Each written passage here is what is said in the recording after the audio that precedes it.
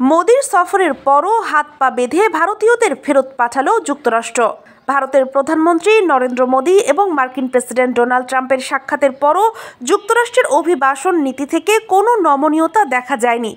গত 15 ফেব্রুয়ারি শনিবার 116 জন ভারতীয় অবৈধ অভিবাসীকে ফেরত পাঠিয়েছে যুক্তরাষ্ট্র।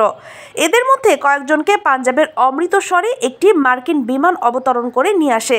তবে এই ফেরত পাঠানো নিয়ে আবারও বিতর্কের সৃষ্টি হয়েছে। ফেরত আসা এক অভিবাসী দাবি করেছেন তাদের হাতকড়া পরিয়ে এবং পায়ে শিকল বাঁধা অবস্থায় বিমানে তোলা হয়। এদিকে পশ্চিমবঙ্গ ভিত্তিক সংবাদ মাধ্যম আনন্দবাজার জানিয়েছে, গত বছরের 5 ফেব্রুয়ারি ট্রাম্পের পাঠানো একটি সামরিক বিমানে ভারতীয় অভিবাসীদের হাতে শিকল ও হাতকড়া পরিয়ে ফেরত পাঠানো হয়েছিল। তখন এটি ব্যাপক সমালোচনার জন্ম দিয়েছিল।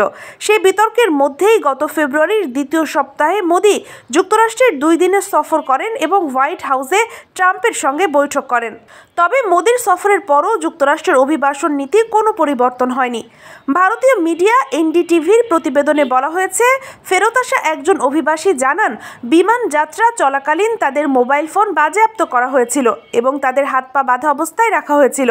ফেরত পাঠানো ব্যক্তিদের মধ্যে 116 জনের মধ্যে 2 জন খুনের মামলায় অভিযুক্ত বলে জানা গেছে, যা এই প্রক্রিয়ার তীব্রতা আরও বাড়িয়েছে।